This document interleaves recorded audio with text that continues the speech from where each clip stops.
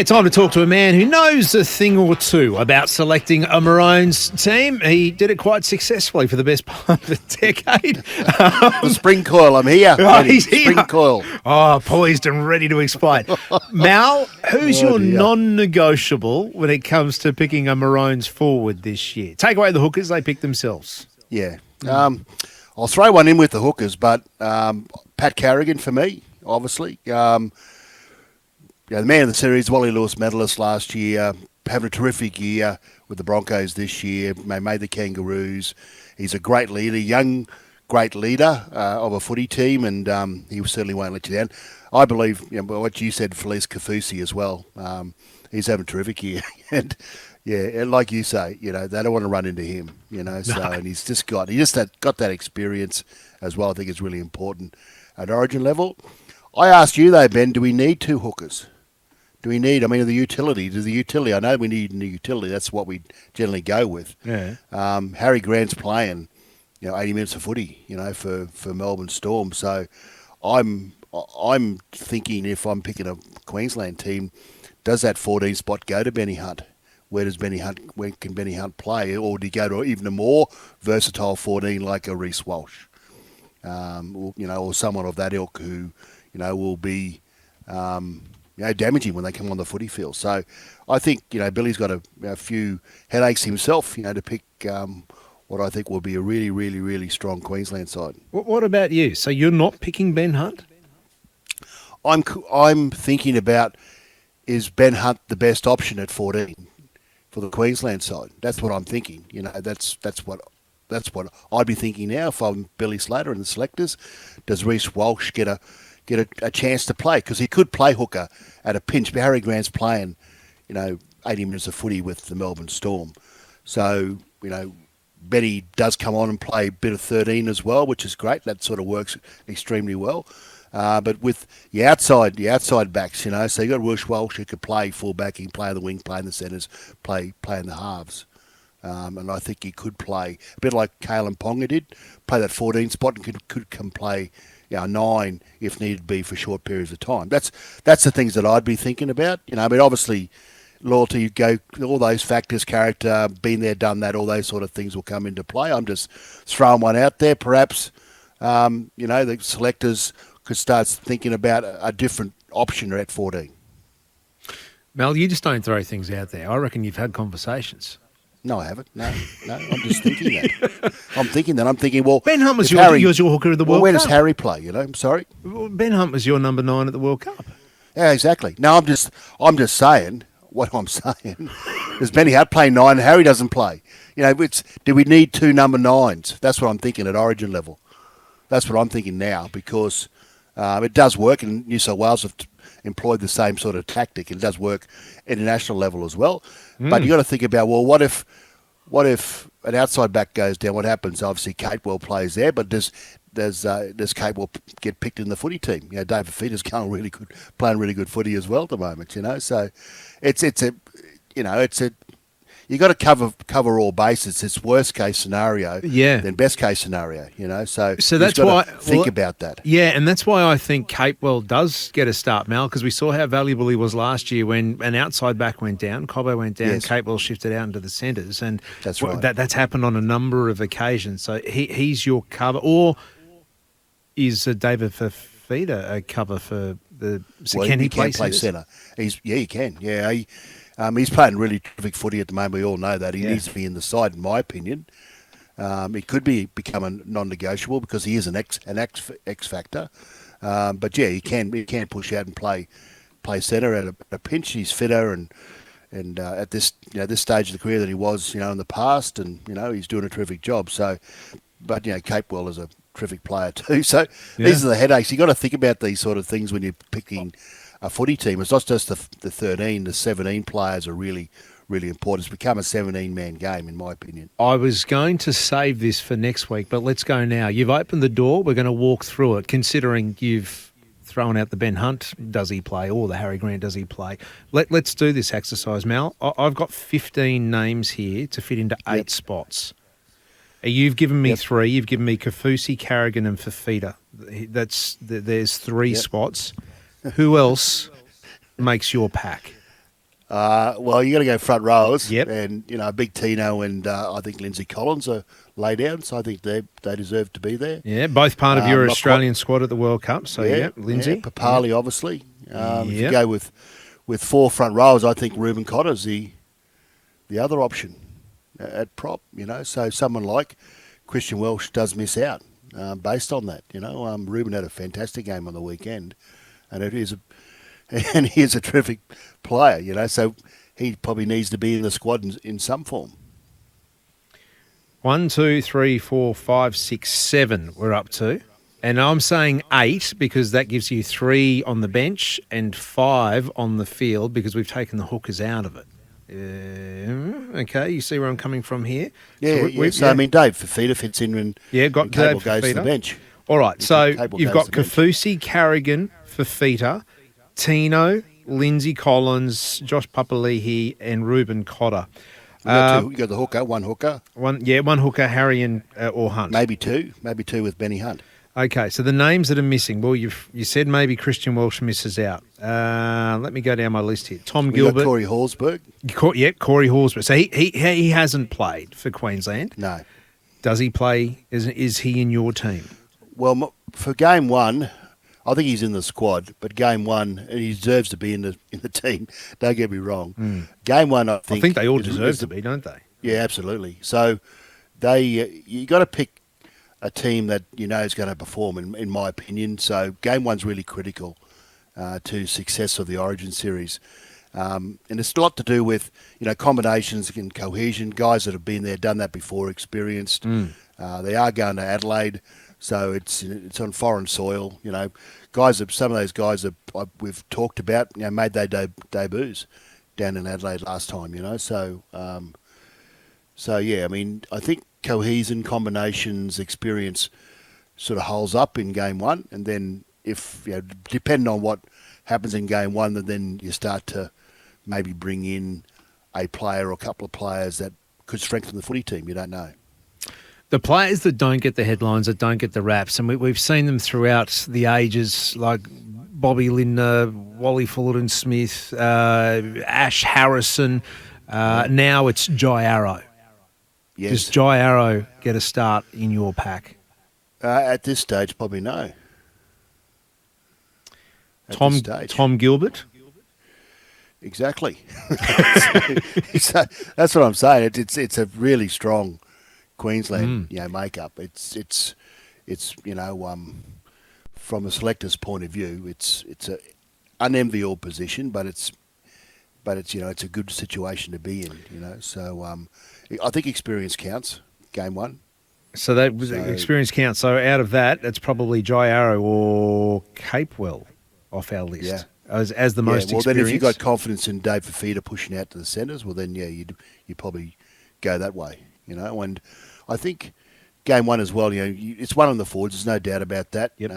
It's a bit clunky, the game one. So you want to be controlling the footy, and you just want to try to minimise your errors and stuff. So you have a plan around making sure that your middle's really solid, and you don't allow New South Wales to come through you, basically. So you pick players that are going to actually strengthen your middle and that sort of character you want to be a Queensland player. You sort of, as you mentioned before, it's about that character. It's about their personality, and are they Origin players, or are they a bit too fancy? But you pick those Origin players that won't let the team down.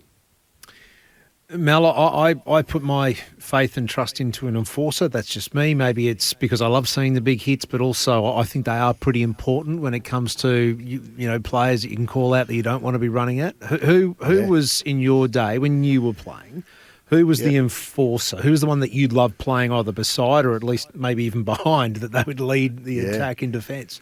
Well, the unsung heroes, I call them. Realistically, I go back to game one, and Rod Morris was a big player in those times. So he was unassuming, but he got the job done, and players didn't want to play against him. They love playing with Rod. The players I want to play with. So Rocket Reddy, I thought, and Rowan Hancock were instrumental in that first year, their roles that they played in that footy team, So this tough, uncompromising, Rocket was, renowned for his dirtiness, I guess, as a player. I used to giggle. Every time I played with Rocket, I used to giggle every time he went into a tackle or someone tried to tackle him. He's got his knees in or his elbows up or, he'll step on a hand or he have his hand in someone's face or other parts of their anatomy, So I used to, all accidental, of course, right? Accidental, yeah, exactly, yeah. I used to giggle all the time on the footy field just watching him play. I used to love playing footy with him, but he used to get under their skin, the opposition's skin, all the time, and the whole idea around that enforcer is that obviously they're not thinking about the footy, they're thinking about being tackled, or they're thinking about well, what's he going to do to me next, sort of thing, So it actually puts them off, gets them thinking about other things except what they should be doing. So, and then Wally, Wally Fulton-Smith, I love playing with him, and I know when I ran onto a footy field, they're never going to run at him. Like Trevor Gilmeister, and they're never going to run at him. They're going to try to avoid him as best they can. I just love players playing like that. And when I was coaching, I used to, I had a penchant, I guess, for players that our players love to play with, but the opposition players love to hated playing against. So, but all those sort of characters, they're sort of characters as well. Rocket was a extreme character, still is, like, I went on kangaroo tours with him and fair dinkum. It was just to make you laugh all the time. Well, I'm thinking of characters. I mean, Brent Tate spoke about Sean Berrigan, hell of a player, but just also away from the field. I remember hearing yourself, Wally, Trevor Gilmeister talk about Peter Jackson, the late great Peter Jackson. He was a ripper, wasn't he? Away from the field. Oh, yeah, Melandermouth, we used to call him. That was his nickname, What? Melandermouth. Melandermouth. Well, he used to have upset tummy every time he come to training. And that was probably caused from excess alcohol, I would suggest here. But did he drive the bus one day? Sorry? Oh, no, he wasn't driving the bus. No, it was Wally, Wally, and he. That's right. Yeah, him and a big Arthur. Arthur's gone through the front windscreen with Wally's driving, so trying to get on the bus. He took off, and Big Arthur, big backside, found the front windscreen. Well, we used to drive up and down, I think it was Adelaide Street and Queen Street when it wasn't a mall, and we used to do kangaroo hops in this bus, and Wally's driving, and then we're like 10-year-old kids giggling and carrying on, and we got the windscreen wipers on, and we got the water spouts spouting at people, and people are going over people, and people looking up and seeing if there's birds or someone's done something from one of the high rise buildings and things like that. We used to fair dinkum. We're kids. We're kids. It's the Queensland State of Origin team just terrorising the locals. I love that. Yeah. It was just so funny, And then, you imagine this minibus, but with 18-odd players on us, kangaroo hopping down Queen Street. Mal, I texted. We all got our own gear on. Imagine, it wouldn't happen. It wouldn't happen these days. But I guess that's what made it so much fun and made everyone come together. Well, just that bond. There's no mobile phones and cameras in those days, Ben. No, very true, very true. Mal, I'm going to bring you back to earth here, or Michael is at least on text. Michael has said, Mal, have you watched any of South's games this year? Jai's been one of their best forwards, head and shoulders above Cotter. Cotter's played one good game all year. Arrow ticks every box. Yeah, no, I agree. We're trying to.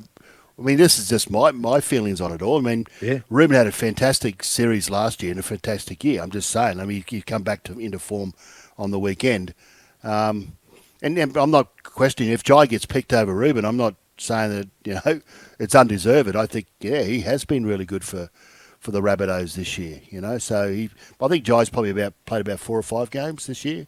He come back a bit late, but I mean, anyone will do a really good job. We're just speculating at the moment. We're not selectors, we're speculators. And you asked me a question about toughness and ruthlessness, which we're after with Origin players, and Jai, meets that criteria. So I've got no problems with Jai. I'm just saying that Ruben Cotter. What he did in Game 1 last year should remind us all about the ability of Ruben Cotter. Yeah. He's a middle player. He played on an edge, and we lost might have lost Kafusi, I think, early in the game. And he played an edge. He's never played edge before. He's played hooker before. That's his versatility. He played edge, and it was unbelievable. He played 80 minutes. 80 minutes, 51 tackles from memory. 51 tackles. Unbelievable. In his one and only Origin game as well, because we lost him to a hamstring injury in that, the warming up against Manly. Mel, it's 21 minutes past 10 for those of you playing at home. Can you hang on, because I want to talk about some local footy. When I say locals, you've had a big coup down at the Titans. You've signed another one long-term who may have been on the way out, because there were a lot of clubs circling. And I want to get your take on the Broncos-Melbourne. Huge game tomorrow night, but we do need to take a quick break. Mal Meninga with this 1355 0467 736 if you want to join in here on SENQ. Mal Meninga, as he is every Wednesday, is on the line, all thanks to Chemist Warehouse. Rush into Chemist Warehouse today. Grab Ink Protein, powering tomorrow today. Mal, powering the Titans is the re-signing of Jaden Campbell. We woke up to that this morning.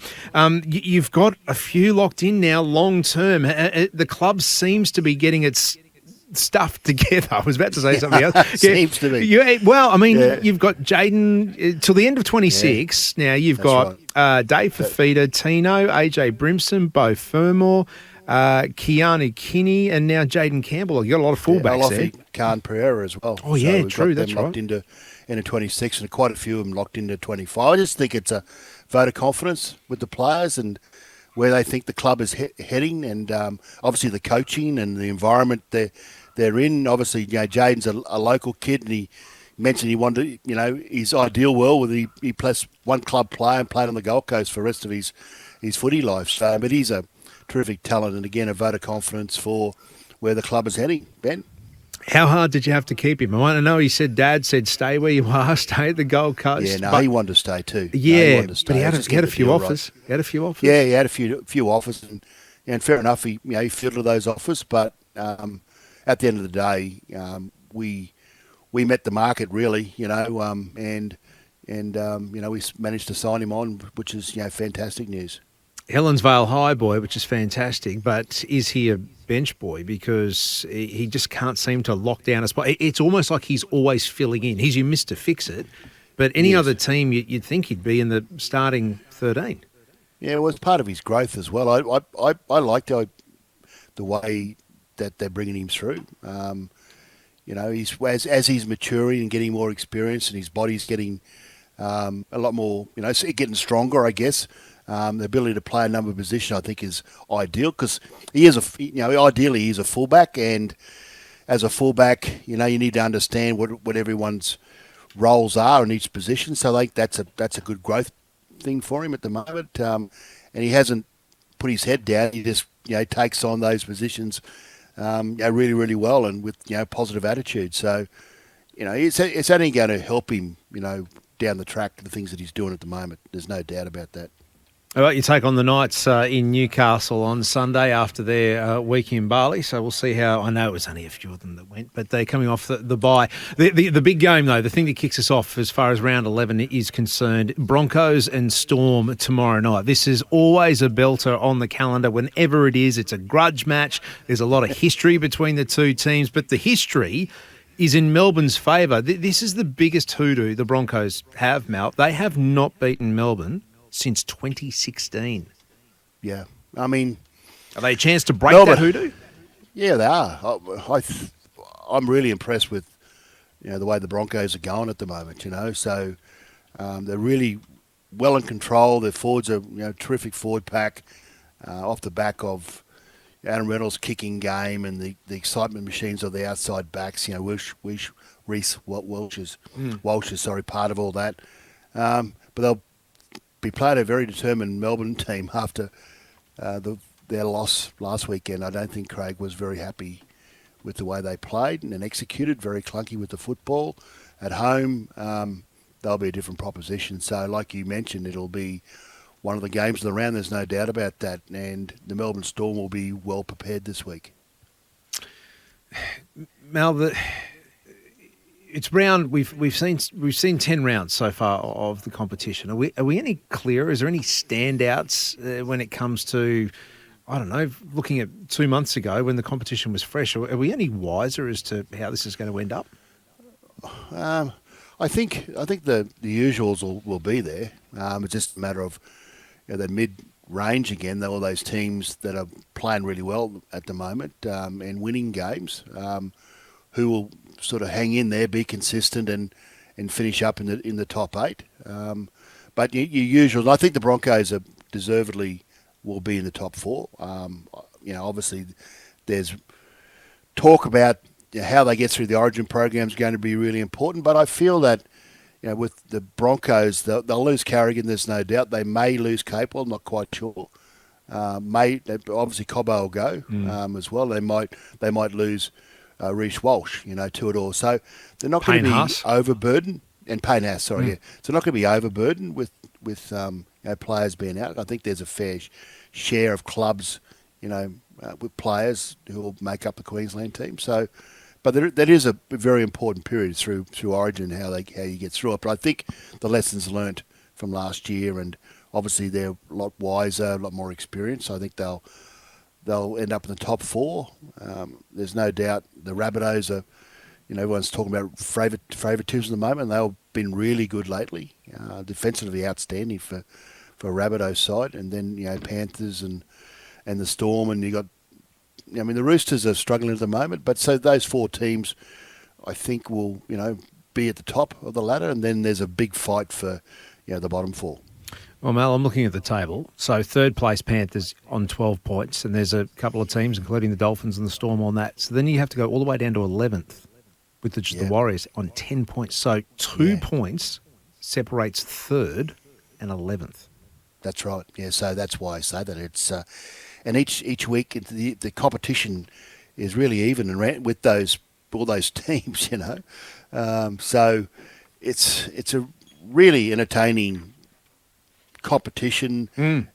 Supporters go to the games and they believe that their team can win, so which is fantastic for the game, So, but it's the consistent ones, the ones that get their performances up each week, and it all comes down to their preparation, being strict and disciplined with the way they prepare for games, because that's what gets them consistent on the footy field. So those teams that can do that, the players individually who can do that for their teams.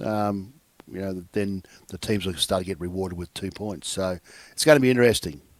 It will be indeed, mate. We'll keep an eye on it. It all starts tomorrow night. The Broncos and Melbourne Storm. You'll be able to hear that match right here on SENQ.